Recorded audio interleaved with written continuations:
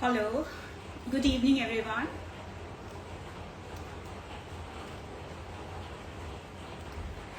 People are joining in, so we'll wait till a little more people join.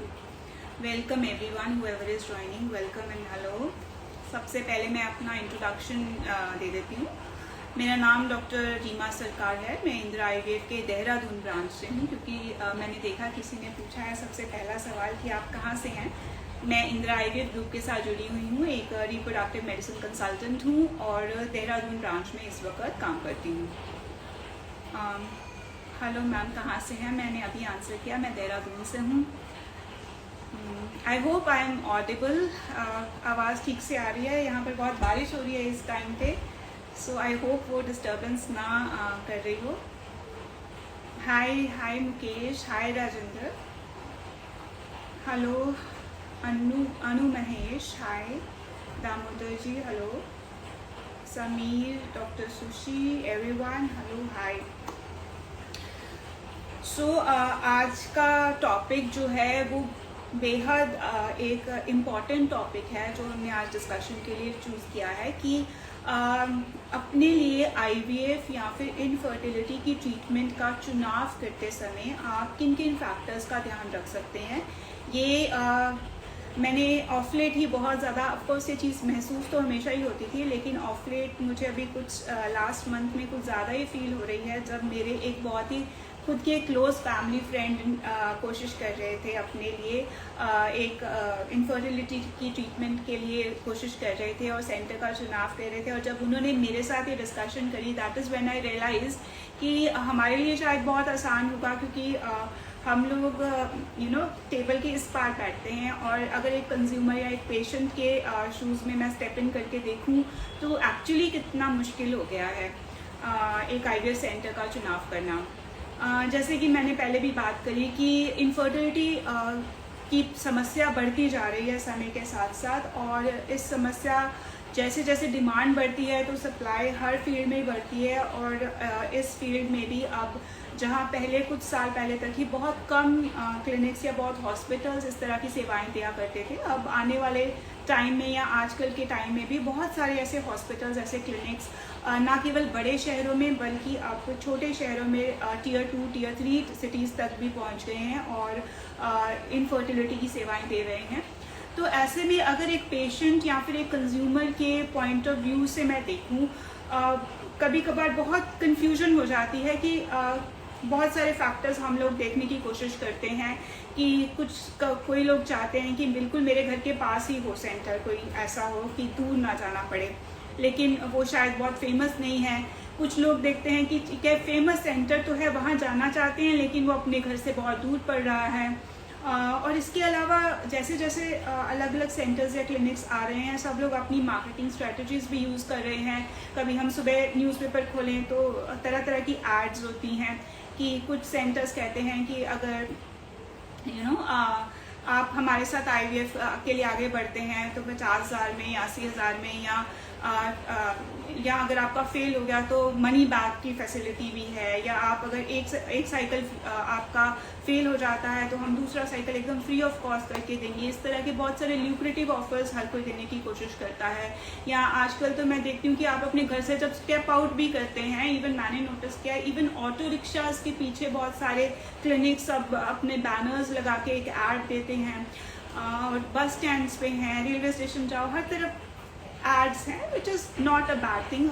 Her centre her clinic अच्छी सेवाएं देना चाहता है, और मार्केटिंग उसी लिए वो करने की कोशिश भी करते हैं. हर किसी का मकसद अच्छा है, पेशेंट के लिए अच्छा काम करना ही होता है, लेकिन ये उनका पॉइंट ऑफ व्यू है. अगर एक पेशेंट के पॉइंट ऑफ व्यू से मैं देखूं तो इतने सारे एक्सपोजर, इतनी सारी मार्केटिंग से कहीं ना कहीं अपने दिमाग में कन्फ्यूजन आता है कि आखिर कौन से सेंटर का हमें चुनाव करना चाहिए.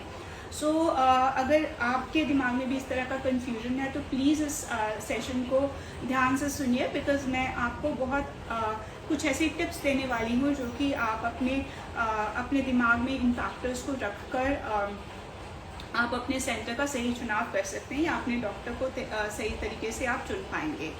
पॉइंट नंबर 1, देखिए कुछ पॉइंट्स होते हैं जो नेगोशिएबल होते हैं, कुछ पॉइंट जो ये फर्स्ट पॉइंट मैं बताने जा रही हूँ ये बिल्कुल नॉन नेगोशिएबल है। ये मतलब ये रिक्वायरमेंट नहीं है, ये मतलब इसमें कोई ये एक मस्ट है। वो ये जो एज ए पेशेंट आपको मालूम होना चाहिए कि अपनी कंट्री में 1-1.5 साल पहले तक के कोई भी लॉ नहीं था इस तरह के प्रोसीजर्स को जो गवर्न करता हो। मतलब गाइडलाइंस ही थी अपनी कंट्री में। ICMR नाम की बॉडी है, सरकारी बॉडी है, जो इन प्रोसीजर्स को के लिए रूल्स एंड रेगुलेशंस बनाते थे, लेकिन ये केवल एक गाइडलाइंस के तौर पे थी। मतलब गाइडलाइंस का मतलब क्या होता है कि आप किसी को फोर्स नहीं कर सकते उनको फॉलो करने के लिए, आप केवल उनको बता सकते हो कि देखिए इस तरीके से काम होना चाहिए। पर अगर आप नहीं फॉलो कर रहे हो या कोई क्लिनिक इन गाइडलाइंस को फॉलो नहीं करता है तो उनके लिए कोई सज़ा का प्रावधान नहीं था। बस आप केवल कह सकते हो कि देखिए सही तरीका ये है, इस तरीके से कर लीजिए। पर सन 2022 जनवरी के बाद से अपनी कंट्री में ART law, assisted reproductive techniques के ऊपर एक लॉ है, सरोगेसी की टेक्निक के ऊपर एक सरोगेसी लॉ है, जिसके अंतर्गत आप सर्टन गवर्नमेंट ने सेट पैटर्न्स हर चीज़ के लिए, हर प्रोसीजर के लिए सेट किए हैं, जो कि लेट्स से बेंचमार्क्स हैं जिनको आप कोई भी आपका क्लिनिक इग्नोर नहीं कर सकता है, बिकॉज इट इज़ अगर आप उस तरीके से नहीं चलते हैं तो वो इलीगल है, सरकारी नियमों के खिलाफ है और सज़ा का प्रावधान भी है। सो फर्स्ट थिंग जो नॉन नेगोशिएबल है, जब आप किसी सेंटर की तरफ देखते हैं तो आपको ये देखना है कि उनके जो तौर तरीके हैं, उनके जो पेपर वर्क है, उनका जो कंसेंट्स लेने का, उनका काउंसलिंग करने का तरीका जो है वो लॉफुल है, वो ART लॉ को फॉलो कर रहे हैं या नहीं। और स्पेशली अगर आप थर्ड पार्टी असिस्टेड रिप्रोडक्शन से जाने का आपका मेडिकल प्लान है, मतलब किसी भी डोनर के इन्वॉल्व होने का उसमें ज़रूरत पड़ रही है, तो आपके लिए इन लॉज को देखना, समझना, फॉलो करना, उस क्लिनिक को के साथ ही जुड़ना जो ये फॉलो करा बहुत बहुत ज़रूरी है। क्योंकि प्रेगनेंसी ऐसी चीज़ नहीं है कि ठीक है आज सक्सेसफुल हो भी गया, आज हमें संतान प्राप्ति हो भी गई, लेकिन 20 ईयर्स डाउन द लाइन भी हमारा बच्चा या हम किसी भी लीगल प्रॉब्लम में नहीं आने चाहिए। सो लॉ को फॉलो करना तो मस्ट है।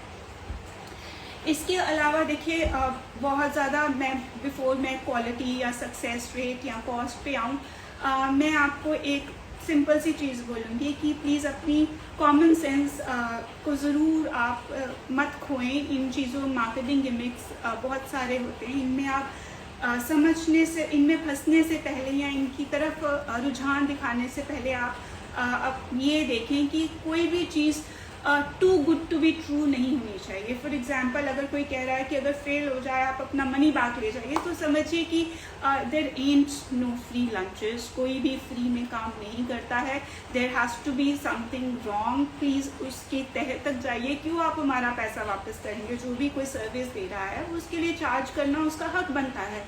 सो अगर वो आपके लिए फ्री काम कर रहे हैं तो प्लीज़ इसको दो बार ही सोचिए, इस तरह के किसी भी ल्यूक्रेटिव ऑफर में आई वुड से फंसने से पहले, राइट। ऑल्सो अपने लिए कोई भी नहीं कहता है कि हमारा काम ठीक नहीं है, ठीक है। हर कोई अपने आप को बेस्ट बताता है, हम भी अपने आप को बेस्ट बताते हैं, लेकिन असली तरीका क्या होता है चेक करने का।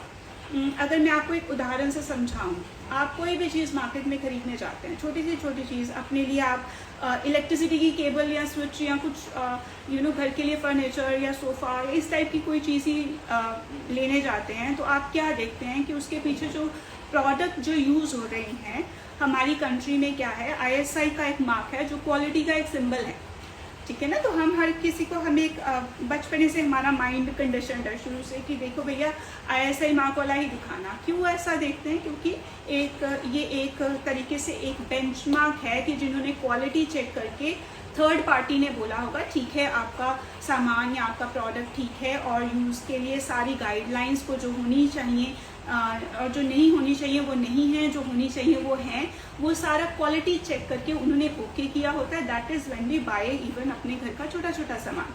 तो इसी तरीके से अपनी कंट्री में हेल्थ फैसिलिटीज़ को जो वैलिडेट करते हैं थर्ड पार्टीज़, मतलब कोई एक ऑर्गेनाइजेशन जो आके आपके हॉस्पिटल, क्लिनिक या लैब को चेक करके आपके प्रोसीजर्स को, आपके रिजल्ट्स को, आपके तौर तरीक़ों को चेक करने के बाद बोले ओके हमने आपको पूरी तरीके से चेक कर लिया है और हमारी तरफ से अब हम आपको ओके करते हैं कि आप जो काम कर रहे हैं वो नेशनल और इंटरनेशनल स्टैंडर्ड्स के अनुरूप है और आप क्वालिटी सर्विसेज पेशेंट्स को अपने दे रहे हैं। सो इस तरह की जो थर्ड पार्टी ऑर्गेनाइजेशंस अपनी कंट्री में हैं, इनमें से सबसे कॉमन जैसे हैं NABH है, NABL है, JCI है या फिर QAI करके एक एजेंसी है जो कि मल्टी स्पेशलिटी क्लिनिक्स के लिए ज़्यादातर है और सुपर स्पेशलिटी क्लिनिक्स के लिए ज़्यादातर है और NABH और JCI ज़्यादातर मल्टी स्पेशलिटी क्लिनिक्स को चेक करते हैं। अगर मैं आपको उदाहरण दूं तो जैसे जिस ऑर्गेनाइजेशन जिसके लिए मैं काम करती हूँ इंटर IVF, हमें QAI नाम की इस इंटरनेशनल और ग्लोबल बॉडी ने हमें चेक करके एक्रीडेट किया है।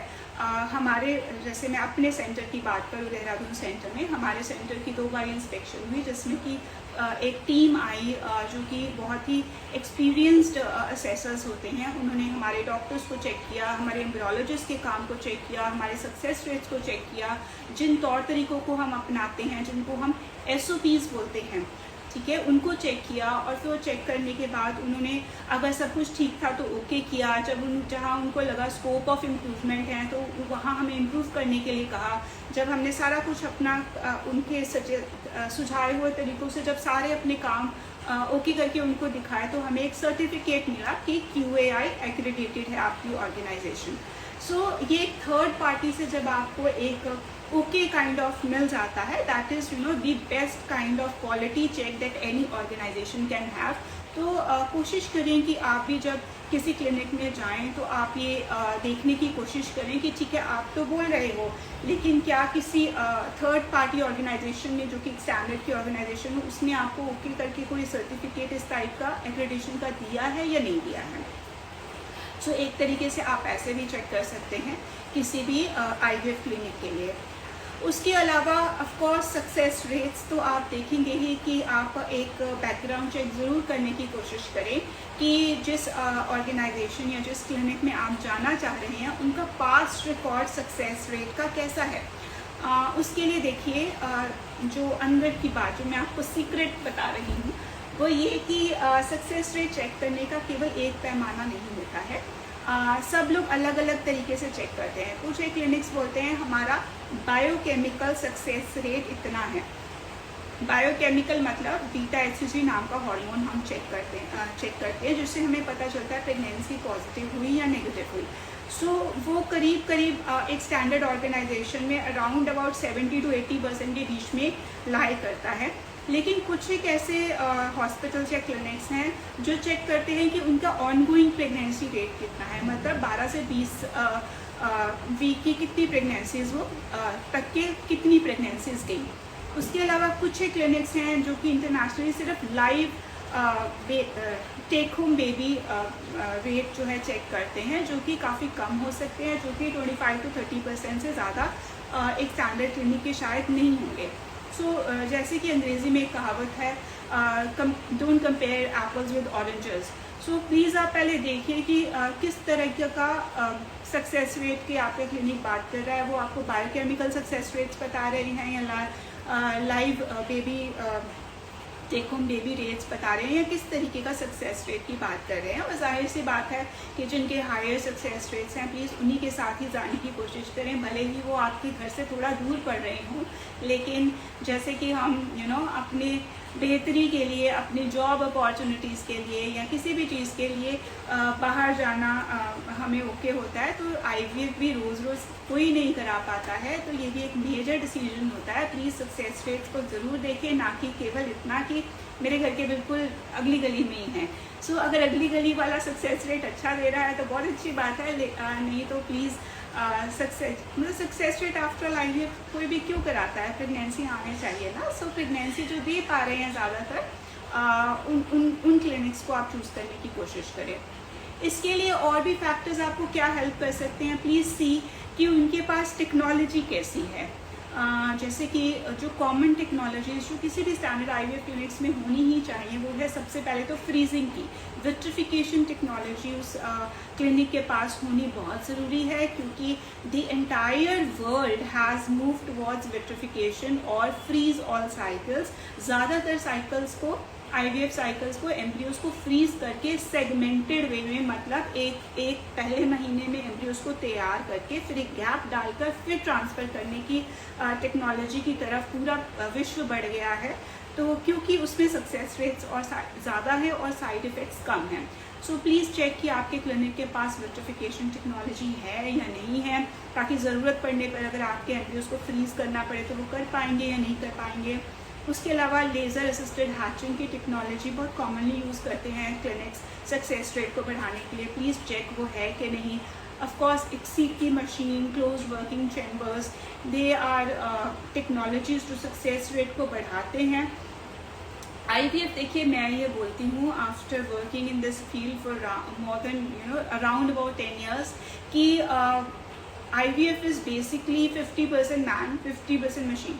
सो अगर आप कोई ऐसे state of the art lab भी लगा लेते हैं, लेटेस्ट टेक्नोलॉजी भी डाल देते हैं, लेकिन उसको चलाने वाले को इतनी समझ नहीं है कि इस टेक्नोलॉजी को कैसे यूज़ करना है, तो भी बात नहीं बनेगी। और अगर आप बहुत अच्छा, बहुत एक्सपीरियंस्ड क्लिनिशियन या एम्ब्रियोलॉजिस्ट लगा लेते हैं, लेकिन उनके हाथ में कोई गैजेट ही नहीं दे रहे हैं या लैब की टेक्नोलॉजी ही नहीं पकड़ा रहे हैं, तो भी बात नहीं बनेगी। So it has to be a equal mix of both. और टेक्नोलॉजीज़ जैसे कि RI विटनेस की मैं बात करूँ, जिसमें कि एक मूवी आई थी जैसे कि अक्षय कुमार की गुड न्यूज़, जिसमें कि एम्ब्रियोज का मिक्सिंग का कुछ हो गया था। सो RI witness technology is like QR code जो कि असाइन हो जाता है, जो कि एम्ब्रियोज की मिक्सिंग को अवॉइड करता है। और गोइंग फॉरवर्ड एक बहुत इम्पॉर्टेंट स्टेप है पेशेंट की प्रिवेसी, कॉन्फिडेंशियलिटी, हर तरीक़े को सेव करने का या सेफ गार्ड करने का। सो इस तरह की टेक्नोलॉजीज़ अगर आपके क्लिनिक के पास हैं, आर्टिफिशियल इंटेलिजेंस से आजकल बहुत सारी लैब्स चल रही हैं जो कि सक्सेस रेट को रियली हेल्प आउट कर रही हैं। ब्लास्टोसिस्ट बनाना Day 3 का एम्ब्रियो ट्रांसफ़र कर रहे हैं या Day 5 का कर रहे हैं। Please check all this before you actually take a decision. इसके अलावा ऑफ कोर्स आपके क्लिनिशियन का एक्सपीरियंस मैटर करता है, आपके एम्ब्रियोलॉजिस्ट का एक्सपीरियंस बहुत मैटर करता है। एम्ब्रियोलॉजी की टीम इन हाउस है, मतलब बाहर से तो नहीं कोई आ रहे। कुछ हॉस्पिटल्स क्या करते हैं कि फ्रीलांसिंग एम्ब्रियोलॉजिस्ट जो किसी और सिटी से आकर आपके IVF साइकिल कर रहे हैं, इस तरह की टीम से बेटर होती है अगर इन हाउस टीम हो, मतलब उसी सेंटर पे ही IVF क्लिनिशियन है और उसी सेंटर पे ही एम्ब्रियोलॉजिस्ट हमेशा हैं, ताकि आपकी बॉडी जब मांग रही है कि प्रोसीजर हो तब वो प्रोसीजर करें, ना कि जब वो टीम आ रही है तब उसके हिसाब से आपका साइकिल प्लान किया जाए। अब बैच सिस्टम से बेहतर होता है अगर हर रोज़ IVF हो रहा है या कोई क्लिनिक अगर बैच में, मतलब 15-20 लोगों को इकट्ठा करके एक या 2 दिन में सारे साइकिल्स करने की कोशिश कर रहा है, तो ऐसे centres come success usually they पाते हैं एज़ कम्पेयर टू जो लोग रोज़ कर रहे हैं। और वो डिपेंड करेगा कि आपके इन हाउस एम्ब्रियोलॉजिस्ट या पूरी की पूरी टीम इन हाउस है या बाहर से आ रही है। इसके अलावा ऑफ कोर्स आप कॉस्ट एक बहुत ही इम्पॉर्टेंट बहुत इम्पॉर्टेंट फैक्टर होता है। मार्केट में मर्सिडीज़ भी अवेलेबल हो सकती है, लेकिन क्या हमारी पॉकेट को सूट करेगी या नहीं, ये एक बहुत ही इम्पॉर्टेंट फैक्टर है। सो कॉस्ट के लिए देखिए, किसी भी स्टैंडर्ड क्लिनिक में जो कि आपको अच्छे गोनाडोट्रोपिन्स यूज़ कर रहे हैं, मतलब recombinant gonadotropins instead of urinary products जो कि इरेटिक रिजल्ट देते हैं, अगर अच्छे गोनाडोट्रोपिन्स यूज़ कर रहे हैं, अगर विट्रिफिकेशन की टेक्नोलॉजी भी यूज़ कर रहे हैं, ब्लास्टोसिस, लेज़र, इस टाइप की सारी फैसिलिटीज़ दे रहे हैं, तो कोई भी स्टैंडर्ड IVF क्लिनिक का एक IVF साइकिल का चार्ज अराउंड 1.5 to 2 लाख के बीच में पड़ेगा, डिपेंडिंग अपॉन पेशेंट का अपने फैक्टर्स, कपल के अपने फैक्टर्स। सो अगर आप देखिए, अगर आपका सेंटर केवल 80,000 में 70,000 में आपको एक पूरा IVF साइकिल प्रॉमिस कर रहा है, तो कहीं ना कहीं वो क्वालिटी को कॉम्प्रोमाइज़ ज़रूर कर रहे हैं। प्लीज़ इस चीज़ को आप चेक करिए।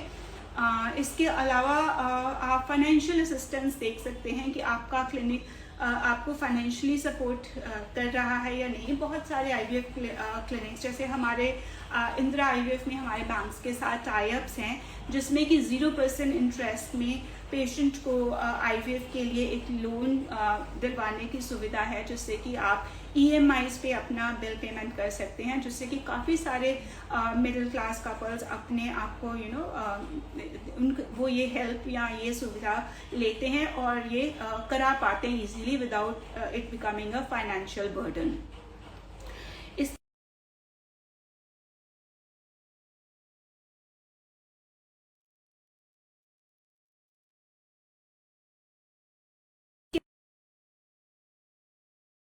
इसके अलावा बहुत सारे क्लिनिक्स अपने पेशेंट टेस्टिमोनियल्स दिखाते हैं। अगर आपके कोई फ्रेंड्स हैं या कोई नोन लोग हैं जिन्होंने उस पर्टिकुलर सेंटर से साइकिल कराया है और पॉजिटिव रिजल्ट दिया है, तो आप उनकी फीडबैक ले सकते हैं।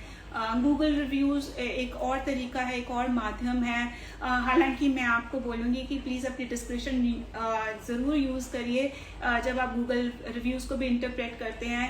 Again, too good to be true को आप प्लीज़ देखिए कि अगर गूगल रेटिंग एकदम 5 है, किसी को कोई प्रॉब्लम है ही नहीं, सभी लोग खुश होके गए एक पर्टिकुलर सेंटर से, तो थोड़ा उससे इम्प्रेस होने की बजाय थोड़ा उसको और विचारें, क्योंकि ऐसा कोई नहीं है इस दुनिया में जिससे हर कोई खुश हो। श्री राम भी सबको खुश नहीं कर पाए थे। सो देखिए कि जेन्युइन गूगल रिव्यूज़ होने चाहिए। पेड गूगल रिव्यूज़ बहुत सारे क्लिनिक्स यूज़ करने की कोशिश करते हैं, जो कि आप अगर पूरे पढ़ेंगे तो एक तरीके से एक समझा जा सकता है। सो प्लीज़ उसको इंटरप्रेट करने के लिए ज़रूर देखें कि किस टाइप का रिव्यूज़ हैं सारे। इसके अलावा फाइनेंशियल असिस्टेंस में बहुत सारे हॉस्पिटल पैकेजेस की सुविधा भी देते हैं। मतलब आईवीएफ एक ऐसा अनफॉर्चुनेटली एक ऐसा टेक्नोलॉजी है जो आज की डेट में भी अभी भी इतने सालों के बाद भी 100% रिजल्ट्स ना दे पाया है, और आने वाले समय में भी नियर फ्यूचर में तो शायद 100% नहीं हो पाएगा। सो ऐसे में चलो 70-80% अगर पॉजिटिव हो भी जा रहे हैं, beta HCG positive biochemical success rate, still इसका दूसरा पहलू ये भी है कि 20-30% का नहीं भी पॉजिटिव हो पाता है। तो अगर आपको दूसरी बार अटैम्प्ट लेना पड़ जाए या तीसरी बार ये अटैम्प्ट लेना पड़ जाए, आईवीएफ प्रोसीजर ही ऐसा है जो फर्स्ट, सेकंड, थर्ड अटैम्प्ट 3-4 बारी में लेना किसी कपल को पड़ सकता है। तो आप प्लीज़ देखिए कि आपका क्लिनिक आपको पैकेजेस की सुविधा दे रहा है कि नहीं, क्योंकि ये भी एक तरीके से अगर फाइनेंशियल असिस्टेंस हो जाती है तो बहुत हेल्पफुल रहता है किसी भी कपल के लिए उसको ईजिली करा पाना।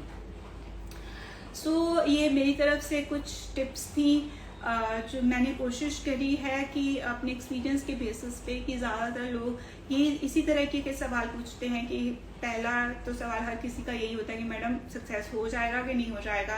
तो उसके लिए मैंने आपको फैक्टर्स जो हैं जो ध्यान रखने ज़रूरी हैं वो बताने की कोशिश करी है।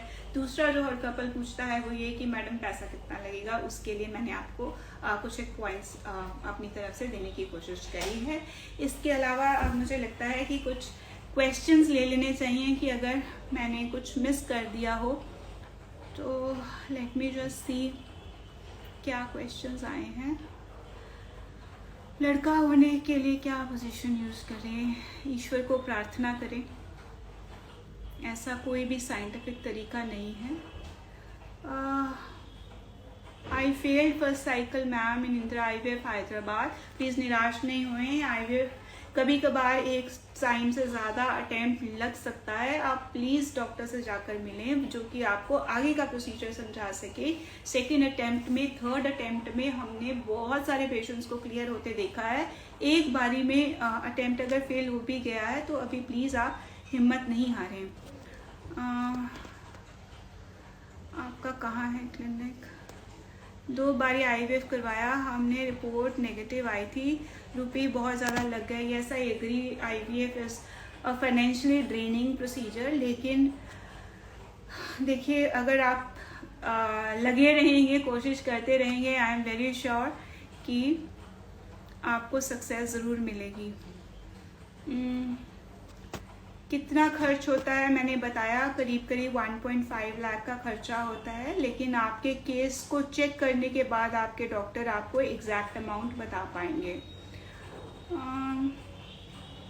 इसके अलावा hello ma'am, please make a video about IUI treatment. Sure.